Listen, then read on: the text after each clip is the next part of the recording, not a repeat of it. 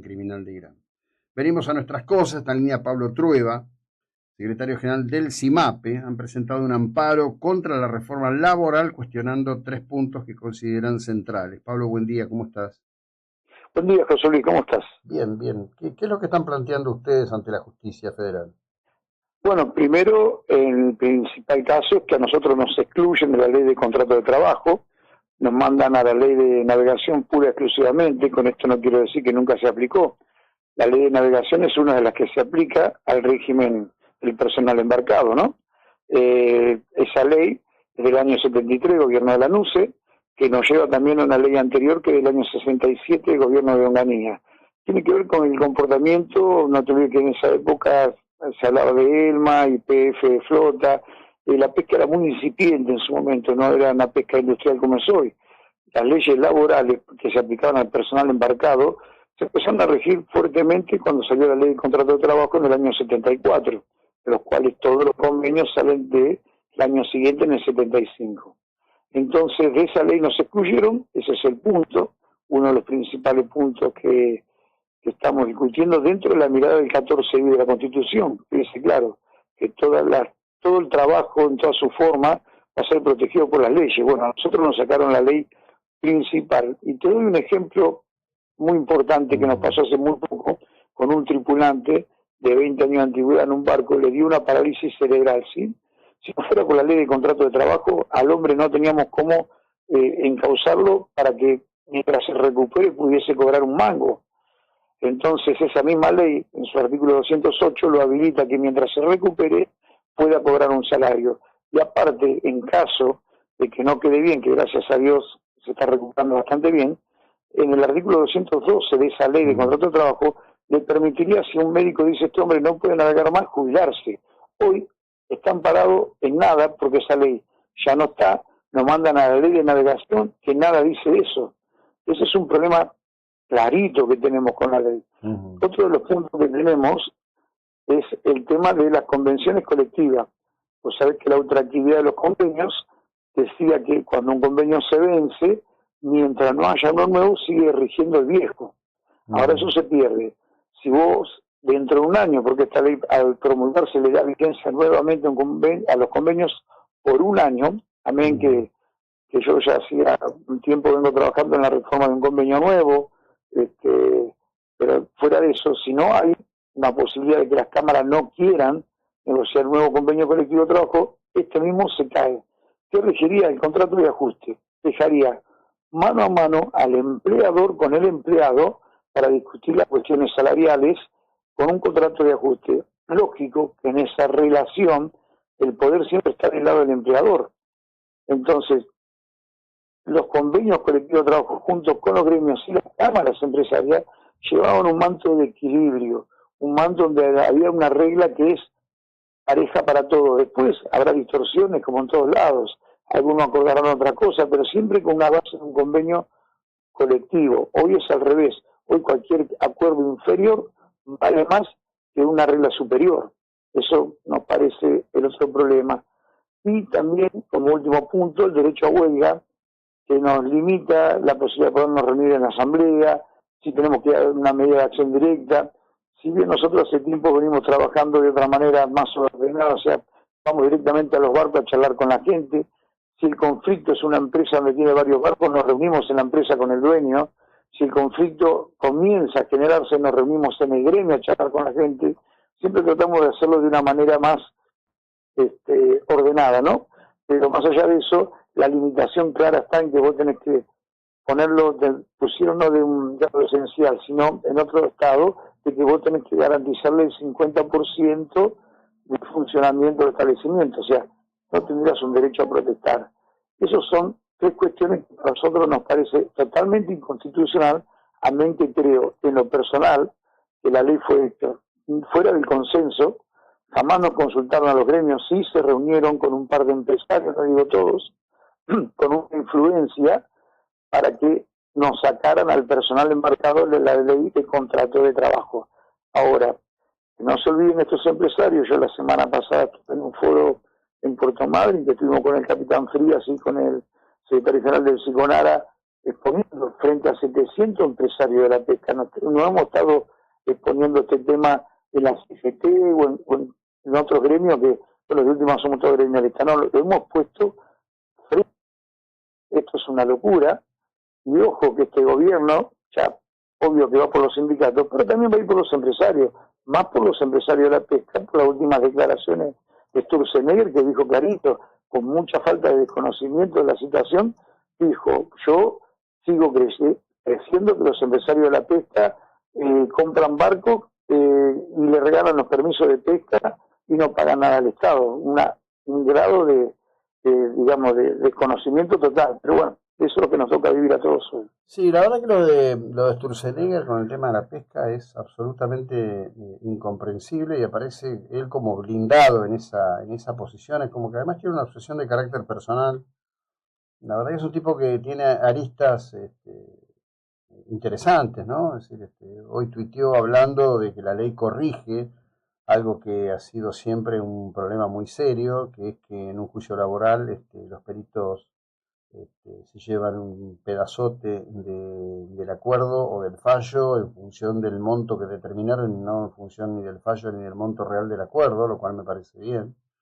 Pero por otro lado sale con estas cosas, ¿no? Tiene como una obsesión negativa hacia el tema de la pesquería. Y la verdad que creo, con excepción, puedo equivocarme, con excepción del senador Abad, por lo menos del ámbito político de la pesquería de Mar del Plata hasta Santa Cruz, ningún político abre la boca. No, comparto con vos lo que dijiste recién. Seguramente Sturzenegger tiene razón con eso que dijiste, la cuestión judicial. Un juicio que seguramente un trabajador lo está haciendo porque seguramente hay un desacuerdo. Bueno, la justicia defenderá, pero por ahí es en lo económico más plata lo que se lleva en el intermediario que el propio trabajador que fue dañado, en caso de que gane, ¿no? En eso estamos de acuerdo, pero que no sea una excusa para barrer con otras cuestiones. Eso por un lado. En el silencio que vos mencionás, sí, hemos notado que hay un silencio tremendo por el sector político que no plantea los temas. La pesca no se la tiene en cuenta. Hoy van por los trabajadores con esta ley. Igualmente he estado hablando con varios empresarios y no ven muy grato el tema de aplicar esta ley así como salió. Ahora, no quita que el gobierno mañana vaya a apretar a los empresarios para que apliquen esta ley en el medio de sus propios trabajadores, porque muchos empresarios quieren mantener un statu quo, el problema no lo tienen, seguramente que si pagan un peso más de un acuerdo salarial, un peso menos, el problema es estructural, lo tienen con el peligro que en cualquier momento licitan las licencias internacionalmente de nuevo, o le meten nuevos barcos en el caladero, que también se está hablando de eso, o hablan de codificar especies con parámetros nuevos, cuando hubo empresas que ya han invertido en barcos, en personal, en las estructuras. Yo le dije a los empresarios en este foro muy honestamente, muchachos, seguramente ustedes hoy estén disfrutando y que van a tener ventaja con esta ley, pero no se olviden que en algún momento van a necesitar de la gente para salir a pelear en contra de las próximas reformas que se vienen. Una de las reformas que se viene es el cambio de la Ley Federal de Pesca, y eso lo está manejando Sturzenegger, o sea que acá nadie está... Claro, pero ¿sabes? Perdóname, yo, Pablo, a lo que voy es a esto desde el inicio de este gobierno, ¿no? Con el tema que fue primero, el primer impacto, con cuando parecía que directamente iba a barrer con la pesquería, cuando comenzó con el tema de la corrupción, inclusive he tenido acceso a algunos comentarios off en donde él se pavonea hablando de conocer datos de corrupción, que por otro lado, si fuera así, lo que tiene que hacer es ir y denunciarlo. Yo no voy a borrar con el codo lo que he escrito. Acá sabemos todos que hubo una época que los permisos se resolvieron con bolsos llenos de dólares. Acá hay toda una historia de corrupción. Bueno, quieren esclarecer la corrupción, que hagan la denuncia y esclarezcan la corrupción. Cristina está sentada en el banquillo, así que no debería ser un inconveniente. Pero Kicillof nunca habla de esto, jamás habló de este tema. Torres en Chubut jamás habla de este tema. El gobernador de Santa Cruz, cuyo nombre se me escapa ahora, tampoco habla del tema. Es muy curioso el silencio político que hay alrededor de todo este tema. Podría agregar a los intendentes, tanto a Montenegro, al intendente a Susbieres de Bahía Blanca. Digo, parece que no sé que fuera un tema ajeno a ellos. No es comprensible el silencio. Mira, con todo respeto digo que el intendente Montenegro jamás se preocupó del puerto, creo que ni lo pisó jamás, creo que jamás fue a hablar de cómo está, fue el único, ¿eh?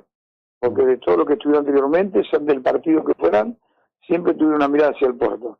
Porque en Mar del Plata el Producto Bruto Interno, el 35% tiene que ver con esta actividad. Yo quisiera saber, ya que no importa la pesca, qué pasaría si el día de mañana no está. Ahí veremos.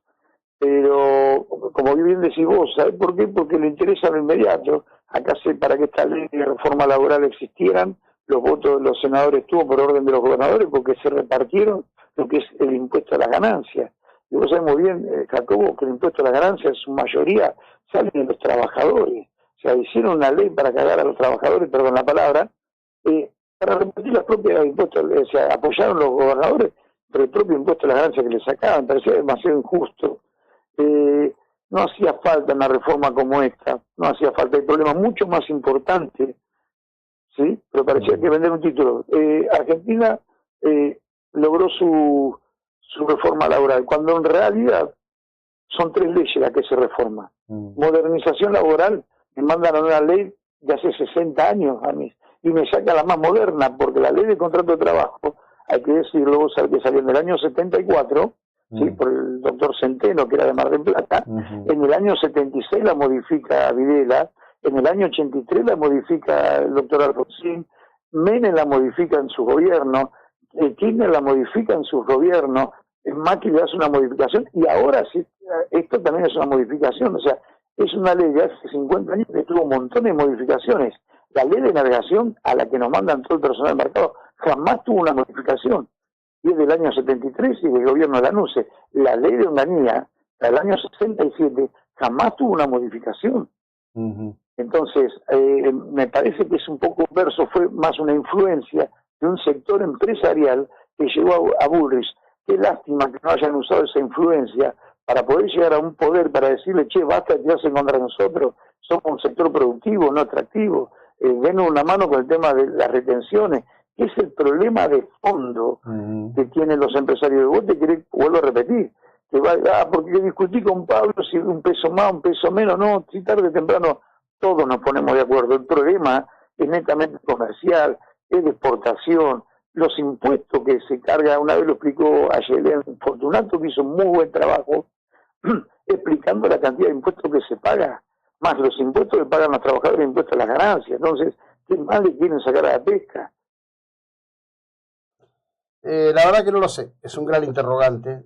Acá me aporta alguien, dice que en su momento Montenegro estuvo en Chichilo en la campaña. Bueno, sí, fue en la campaña de Chichilo, pero ahí no se resolvió nada. Los problemas empezaron ahora y los problemas están y los problemas hay que enfrentarlos. Y la verdad que hay una ausencia absoluta que me encargo de marcar en cada oportunidad que tengo porque es un hecho, no porque tenga Sí. un problema personal con nadie, por el contrario. La Bueno, ausencia política, sí, te vuelvo a repetir, coincido con vos totalmente. Fuera de cualquier cuestión partidaria, la ausencia política es total. bueno Pablo, seguiremos conversando, ojalá que tengan respuestas. Gracias, buena jornada. Muchísimas gracias a vos, José Luis. Hasta luego. Bueno, este era Pablo Trueba y un tema que Mar del Plata, la dirigencia política de Mar del Plata debería tomar como una auténtica bandera. Sé que todos tienen cosas para decir, sé que todos